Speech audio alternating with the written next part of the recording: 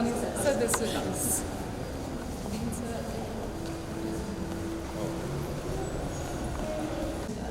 Hello.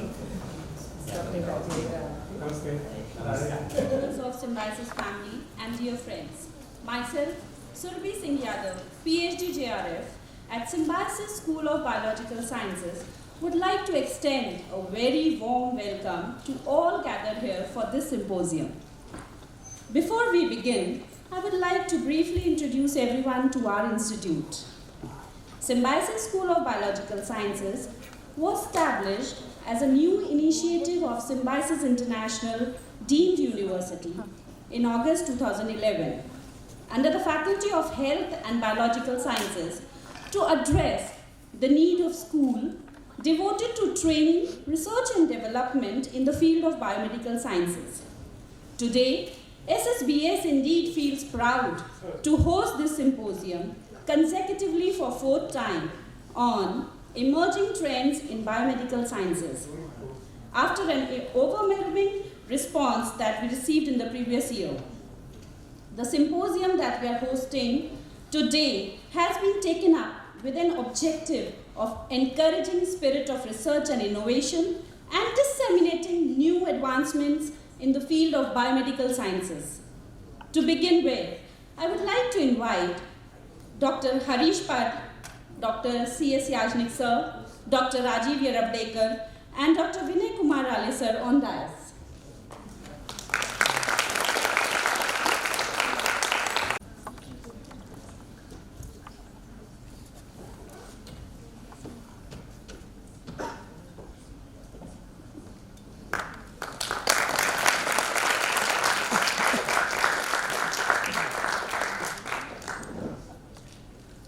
I request our Director SSBS, Dr. Vinay Kumar Ale sir, to welcome Dr. Rajiv Yarabdekar.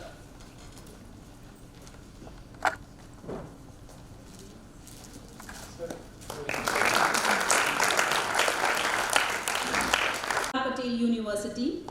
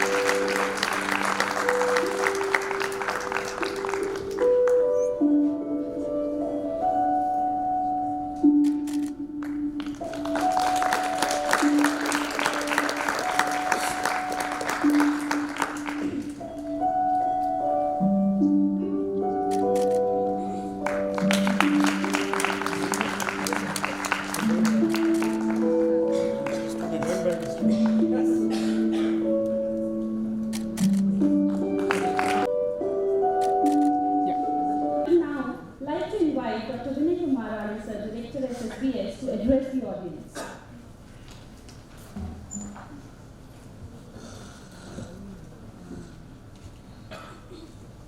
Good morning, everybody. I was looking in the dictionary for the meaning of the word symposium, since we call it as a symposium. So it is said that it is a conference or meeting to discuss a particular subject or a collection of essays.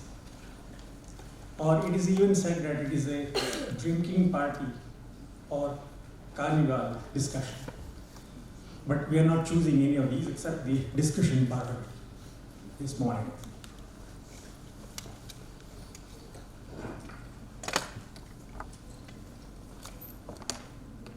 We are very fortunate to have stalwarts like Dr. Pad, Dr. Yagnik. Dr. Pakninga has conveyed his inability to attend the inaugural for some pressing duties, and so also Dr. Sadhana Joshi. I was just thinking about the symposium that we have is a very small event. It is done by our students, of the students, by the students, for the students. It's nothing like a mega event. And it's a very focused. So we have only 4 lectures during the day. Everybody gets full time. There's no nudging around, no sending of notes that your time is getting over. Plenty of time. And plenty of time for our students to interact here. So considering this background, I also remember a nostalgic event way back in late 70s when our late Prime Minister Vajpayee, Atal Bihari Vajpayee, had addressed a gathering in Pune. And as you can imagine, Vajpayee means crowd. And there were about 150,000 people. Late 70s, evening time, and the guy who introduced Vajpayee, he said it's a full moon evening, moon had already come up. Ambience was excellent, pin drop silence. And he said that ambience, the moon, and Vajpayee is the orator. So you have full freedom. As many hours you want to speak, please go ahead. I would like to repeat the same comment here. We have the ambience, we have the speakers, so there is no shortage of time. So with these words, I welcome again our guests here and invite Sir Dr. Rajiv Sir to offer his comments. Thank you so much. He graduated from the prestigious Biomedical College, Pune in the year 1985, securing top honors in general surgery and obstetrics and gynecology. He completed his masters in obstetrics and gynecology in 1989 and was awarded the gold medal by the Pune University for his outstanding academic performance. Sir has been awarded PhD under the Faculty of Management by Savitribai Phule University, Pune. Completion of this assignment, Dr. Rajiv conceptualized and established the Faculty of Health and Biomedical Sciences at the Symbiosis International Deemed University, Pune, which provides on-campus healthcare services, offers academic programs pertinent to healthcare sector, and undertakes community-oriented healthcare research projects. Dr. Rajiv is a member of various governmental bodies, including former member, Board of Governors of Medical Council of India, Government of India. He is a member, Governing Council of Consultancy Development Center, DSIR, Ministry of Science and Technology, Central Supervisory Board, PCPNDT, National Inspection and Monitoring Committee, PCPNDT, Government of India. He is a former member, Maharashtra Medical Council, Maharashtra Nursing Council, Government of Maharashtra. Various professional bodies like Federation of Obstetric and Gynecological Societies of India, Indian Society for Critical Care Medicine, Society for Emergency Medicine in India, Indian Healthcare Quality Forum, Maharashtra Chamber of Commerce, Industries and Agriculture, Indian Medical Association, and non-government organization like FICCI, Nat Health. Sir is also a member, Managing Committee, Symbiosis Society, and Board of Management, Symbiosis International Deemed University. Currently, the Dean of Faculty of Health and Biological Sciences, SIU, Dr. Rajiv has contributed a number of articles on various subjects in many leading publications. He has presented a number of original research articles both at the national and the international level. I now request Dr. Rajiv Hirabdekar sir, Dean FOHBS, to share his views at today's symposium. Before you pitch in, sir, Dr. Rajiv Hirabdekar is our mentor for SSBS, the reason for starting the FOHBS faculty. And I would sum it up saying that the reason for our own being here as SSBS and a savior of SSBS.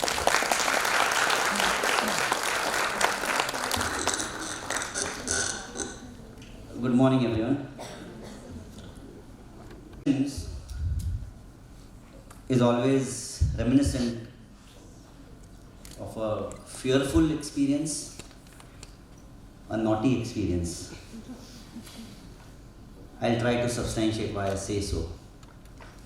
In 19, probably as you enter SIMS, on the left hand side you see a plaque that it was inaugurated by the then Defence Minister Shri George Fernandez in the presence of Advocate Ram Jethmalani. And Jethmalani sir was fairly instrumental in having this land brought to us. So when we had the stone laying foundation ceremony, obviously George Fernandez sir and Advocate Ram Jethmalani were here.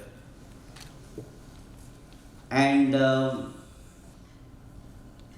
as they were, digging, the plaque insert karta sana pudal घेत होते. That time George Fernandez initially did the thing, and then when it was the turn of Advocate Ram Jethmalani, in 1 minute he picked up that fauda, spade, picked up that spade, and next minute he was clutching his salwar like this. He said, Rajiv, come to the side, come to the side. I said, sir, what's the problem? You're caught with your pants down yet again?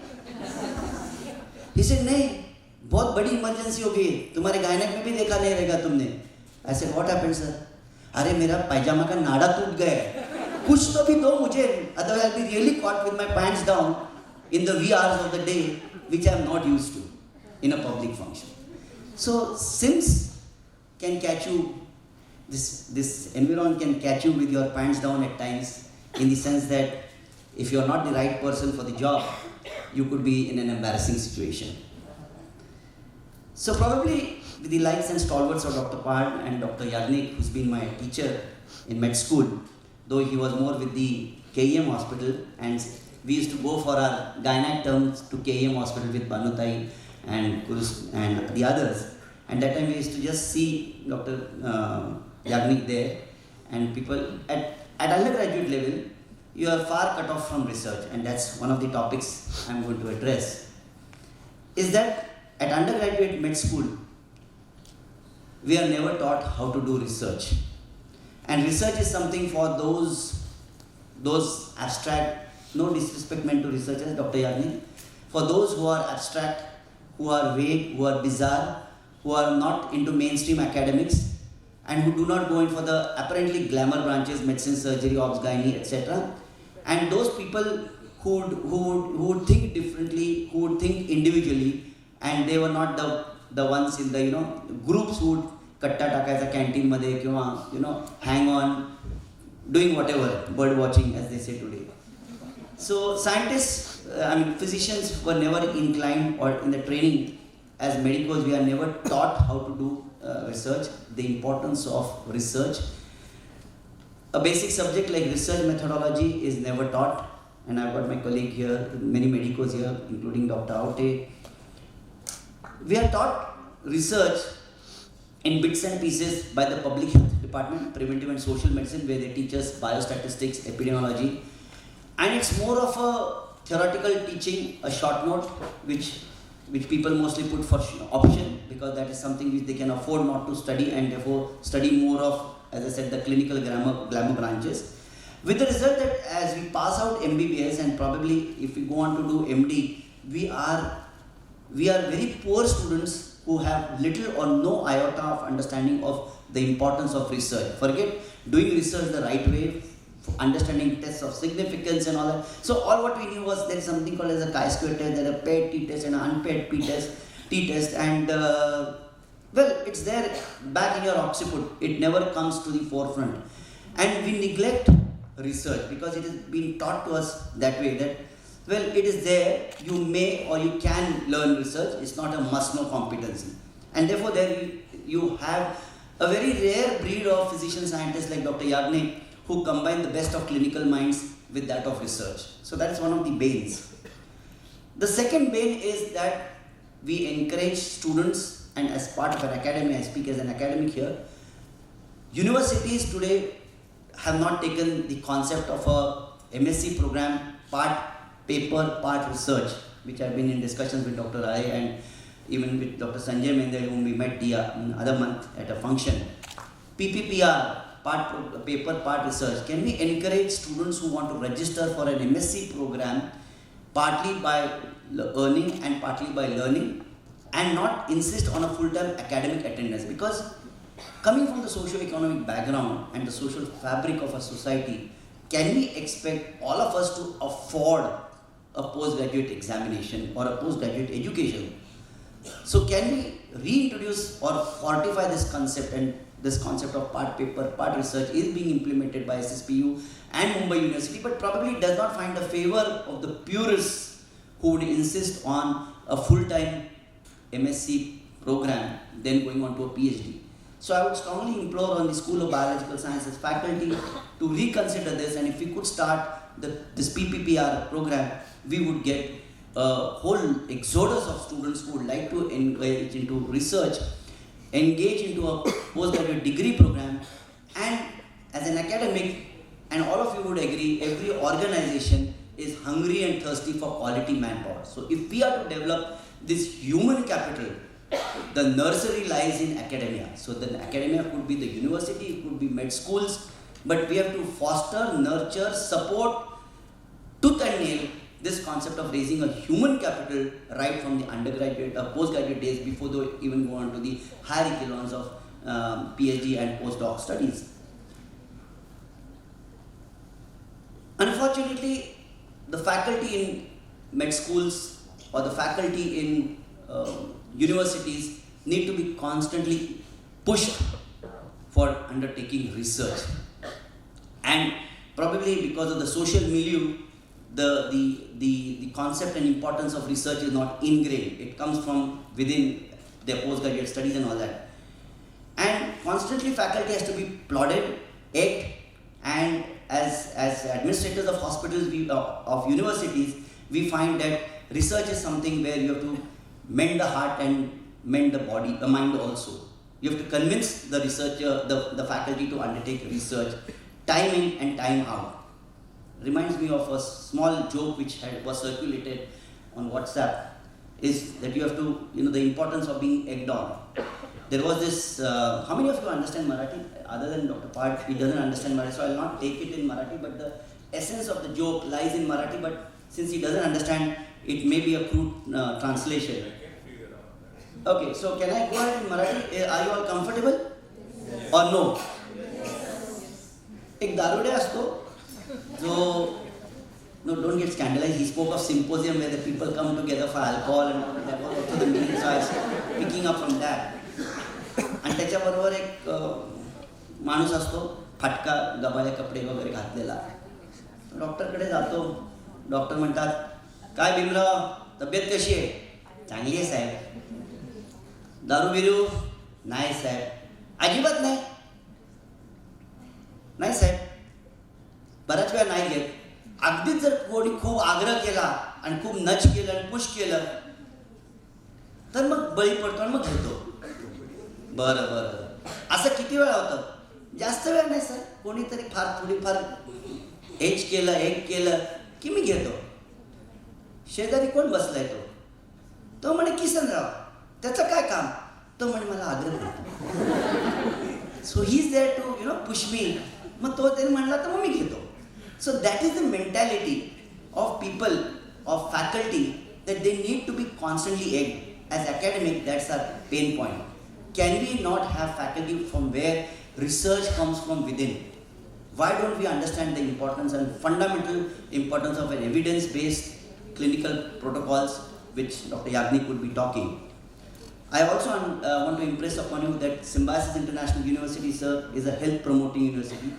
So we do most of the activities, as the compare said, meant towards health promotion. So the symposium is one of such initiatives where we try to get an interdisciplinary approach to health, talking about the importance of good eating, the physical wellness, physical literacy, and many other aims and objectives which are enshrined in the Charter of Health Promoting Universities. And I believe in the afternoon you've got a session on healthy gene eating. And Dr. Yagnik is going to be conducting a seminar on the 9th of February, again on Symbiosis campus, where they are talking about epigenetics, the good eating, healthy eating. And he's also invited Dr. Dikshit, who's going to be speaking on the advantages or perils of having two diets. And I'm reminded again of a hotel where I went, and there was तिथं अशी पाटी होती, पुणेरी पाटी. Dixit diet करणाऱ्या लोकांना दुप्पट आकार लावला जाईल. Because those people hog, because they have to eat only twice. So थाळीमध्ये एकदा जे काय वाढून घ्यायचं असेल तर एकदाच जेवायचं असेल तर भरपूर खा. So that proprietor says that no, we can't afford that because we are going by the average consumption, some 450 grams or whatever. Kavita would be able to elaborate, but these guys apparently end up eating more. That's on the lighter side. But the importance, what I would, the take-home message beside the